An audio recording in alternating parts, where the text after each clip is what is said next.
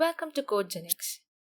There are so many platforms like HackerEarth, HackerRank, Leetcode, etc. for developing our programming skills. All of these have awesome questions to help you with your interview or to develop your coding skills. With that said, today we will be solving a problem given in Leetcode called toSum using Python 3. So let's get started.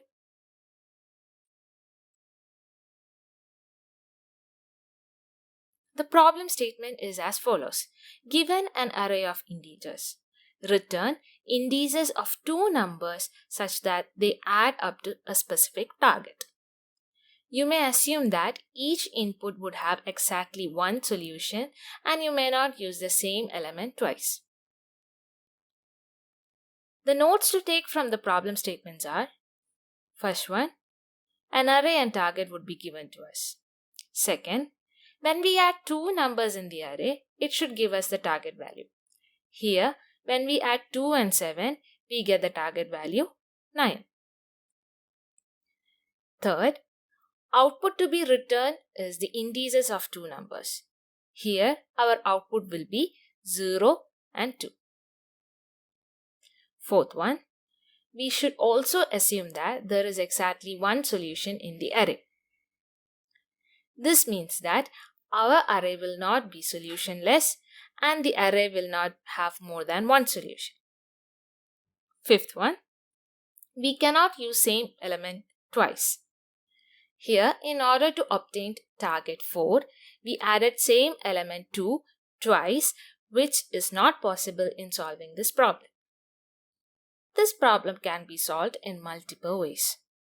The first way is to solve this problem is to come up with a solution just by looking at the problem without thinking much about the efficiency. This type of solution is called brute force method.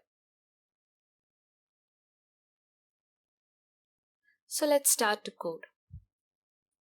To obtain the first number from the array, what we do is that we will create a loop.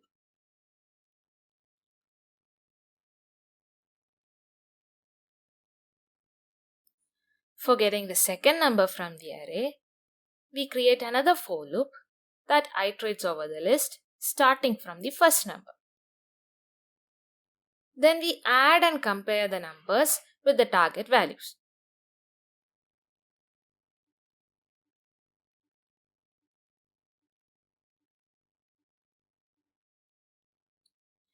If the target value is equal to the number, then we will return the indices.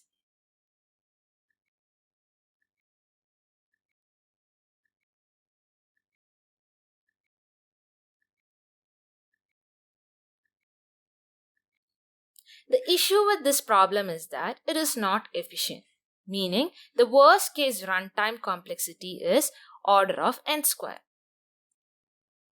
The worst case scenario of this solution is, suppose if two numbers that needed to be added are at the end of the list, one would need to go through all the numbers multiple times, once in the first loop and once in the second loop.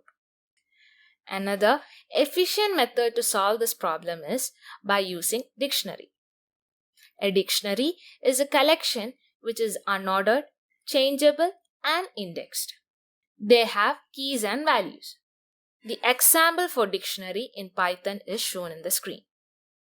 Here, brand, model, and year represent key, and Ford, Mustang, and 1964 represent the value. So let's come up with this solution using a dictionary. Instead of looking up for two numbers that add up to the target, we look up for the number that we get when we subtract a number in the list from the target. This helps our efficiency by using only one loop to look up the number that we need to subtract from the target. Our worst case scenario for this solution is order of n, which is better than order of n square. Now let us get down into the coding part. First, we will create an empty dictionary. Now we will create a loop to iterate over the list.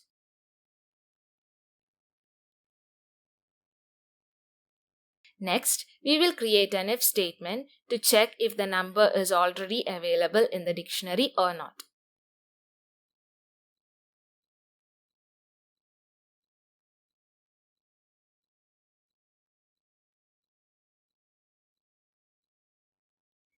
If we found match for the dictionary, we return the value of the key and also the I value.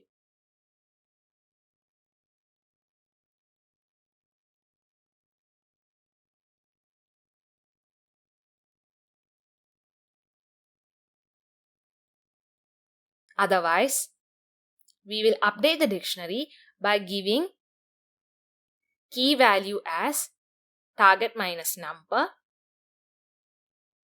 and value as I.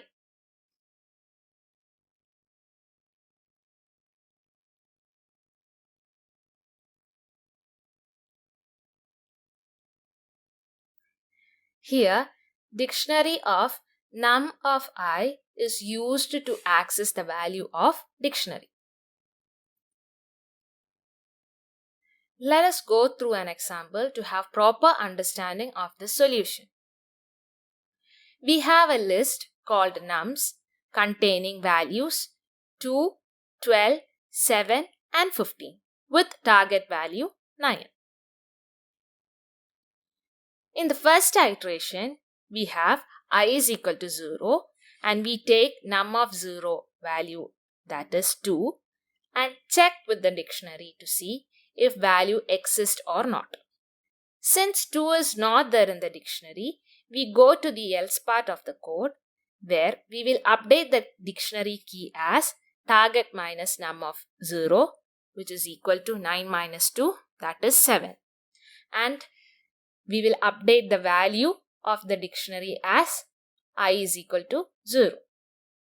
In the second iteration, where I is equal to 1 and num of 1 is equal to 12, we see if 12 is available in the dictionary or not.